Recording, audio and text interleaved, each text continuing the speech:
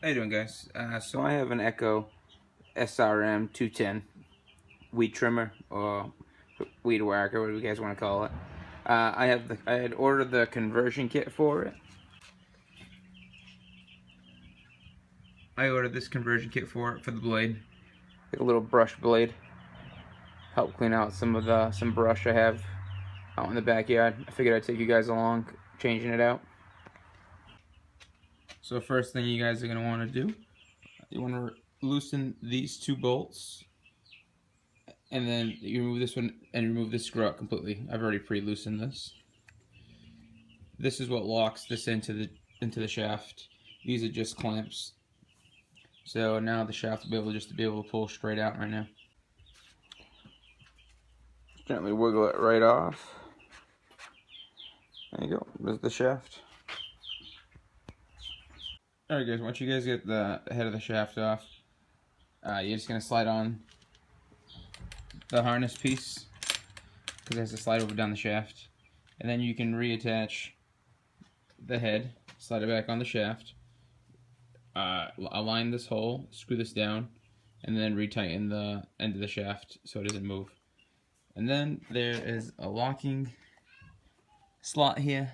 I don't know if you guys can tell. See that hole? I just used a T25 torque wrench, and I just stuck it down in there, and that locks down the shaft. And then you're going to turn this head clockwise, and this will pull off, and then you just have the shaft showing. Just going to keep going until this comes out. There it is. We're at the end of the shaft.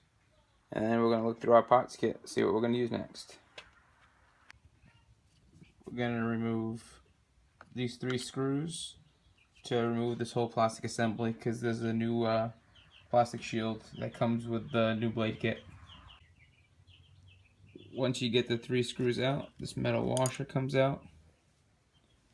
Put that to the side. And then this whole plastic head assembly should slide right off. This would be the time to just clean up your head, because it has all the grass weaved in there. And then we're going to get all the new parts together to put this all back together with the new blade. I just cleaned this whole assembly with one of these little steel brushes. Clean everything down. I sprayed the inside with some WD-40 just to clean everything out. This is the new plastic guard assembly that comes with the kit. It comes with a new washer and the 3 screws. I just reused the old ones so I didn't lose them. And that's it. And then you have to find out what your shaft size is. Now you have to insert the short neck upper fixing plate like that. And then we're going to put our blade on. We're going to put the blade, the letter orientation facing towards the gear shaft. Like that. Then we put this other collar on over the blade, and then we're going to take a nut and thread it on the shaft. And then we have a cotter pin to go through this hole to lock everything down. I'll show you what it looks like when it's done. That's what your assembly should look like when it's done. And once you start your saw, make sure that the blade is turning in the direction, these teeth are turning in the direction of the rotation of the blade. So we have the head all complete, put back together with the new blade guard, blade with the cotter pin locking it in. Safe to use. Make sure these are tightened down well. And now I just put the bolt in this just to keep the clamp down tight. And then we're going to remove the bottom plate of this, and this is going to be the piece that replaces it, so we have a bigger handle to hold on to for kickback and stuff. So I'll bring it back when I'm getting that on. For the orientation of the accessory handle, use the orientation left side of the machine is left-handed, right side of the machine is right-handed. Don't make the mistake I just made, so I got to switch it around. So we got the blade handle, accessory handle all set up. We're good to go.